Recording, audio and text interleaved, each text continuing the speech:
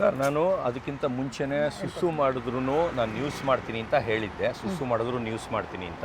ಅದು ರಜತ್ ಅವರ ಯೂಟ್ಯೂಬ್ ಚಾನಲಲ್ಲೇ ಹಾಕಿದ್ದಾರೆ. ಯಾಕಂದರೆ ನಾನು ಏನು ಮಾಡಿದ್ರು ನ್ಯೂಸ್ ಆಗುತ್ತೆ. ಆ ಇಂಟೆನ್ಷನ್ನಿಂದ ನಾನು ಸುಸ್ಸು ಮಾಡಿದ್ರು ನ್ಯೂಸ್ ಮಾಡ್ತೀನಿ ಅಂತ ಸುಸ್ಸು ಮಾಡಿದ್ರು ನ್ಯೂಸ್ ಮಾಡಿದೆ. ಅದರಲ್ಲಿ ಏನು ತಪ್ಪಿದೆ ನಿಮಗೆ ಕ್ವಶನ್ ನಾನು ಕೇಳ್ತಾ ಇದ್ದೀನಿ. ಓಕೆ, ನೀವು ಸುಸ್ಸು ಮಾಡೋದೇನು ತಪ್ಪಿಲ್ಲ, ಹೌದು ಅದು ಕಾಮನ್, ಎಲ್ಲರೂ ಮಾಡ್ತಾರೆ. ಹೌದು.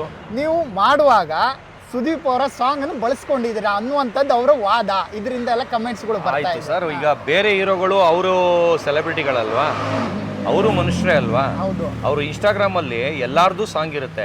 ಇವಾಗ ಅವ್ರದ್ದು ಹಾಕಿದಾಗ ಅದು ಅವ್ರಿಗೆ ಎಫೆಕ್ಟ್ ಆಗ್ತಿರ್ಲಿಲ್ವಾ, ಇವ್ರದಕ್ಕೆ ಮಾತ್ರ ಎಫೆಕ್ಟ್ ಆಗುತ್ತಾ? ನಾನು ನಿಮ್ಮ ಕ್ವಶನ್ ಕೇಳ್ತಾ ಇದ್ದೀನಿ. ಅಂದ್ರೆ ಈಗ ಸುಸ್ಸು ಮಾಡುವಾಗ ಹಾಕೊಂಡಿರುವಂತದ್ದು ನನ್ನ ಇಷ್ಟ ಸರ್, ಅದರಲ್ಲಿ ತಪ್ಪೇನಿದೆ? ಸುಸ್ಸು ಮಾಡೋದು ಅಫೆನ್ಸ್ ಅದು ಅವ್ರ ತಪ್ಪು ಅನ್ನುವಂಥದ್ದು ಅವ್ರ ವಾದ. ಅದಕ್ಕೆ ಅದರಿಂದ ಏನೆಲ್ಲ ಆಯ್ತು? ಅವ್ರ ವಾದ.